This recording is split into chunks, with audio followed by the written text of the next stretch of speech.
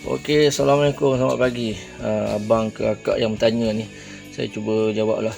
Okey, untuk mana-mana kenderaan ataupun kereta, kalau ada bau petrol, pertamanya abang kena tengok abang punya selector aircon tu, dia punya laluan udara tu, abang pilih yang daripada udara luar ataupun abang pilih daripada udara sekitar dalam kereta.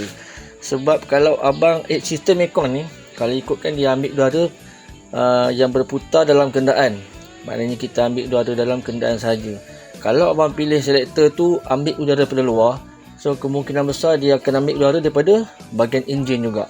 Itu yang pertama lah.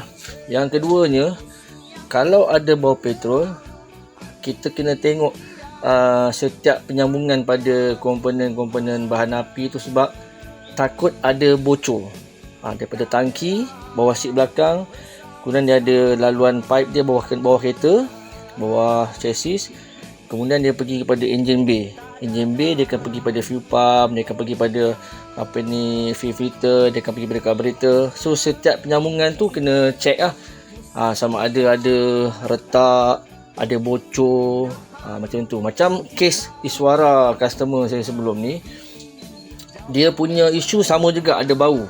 Bila bawa ada bau semua, sampailah jadi waktu breakdown tu. Jadi bila saya check, memang ada retak pada fuel filter tu. Bila ada retak, ada bau petrol, secara automatik dia akan sedikit ataupun sebanyak dia akan masuk ke ruang kabin kita lah. Macam tu lah yang saya boleh cerita. Apa pun kena check dulu lah. Kalau abang tak pakar, abang tak mahir, abang dapatkan kawan-kawan, minta bantuan kawan-kawan ataupun pihak workshop untuk check dia punya penyambungan pada setiap sistem bahan api, tangki, piping, fuel pump, fuel filter ke carburetor macam tu. Dia banyak sebab bang, boleh cakap. Filter retak, ada bocor pada gasket carburetor, ada bocor pada hose. Dia banyak sebab lah. Setting carburetor, apa pun boleh jadi.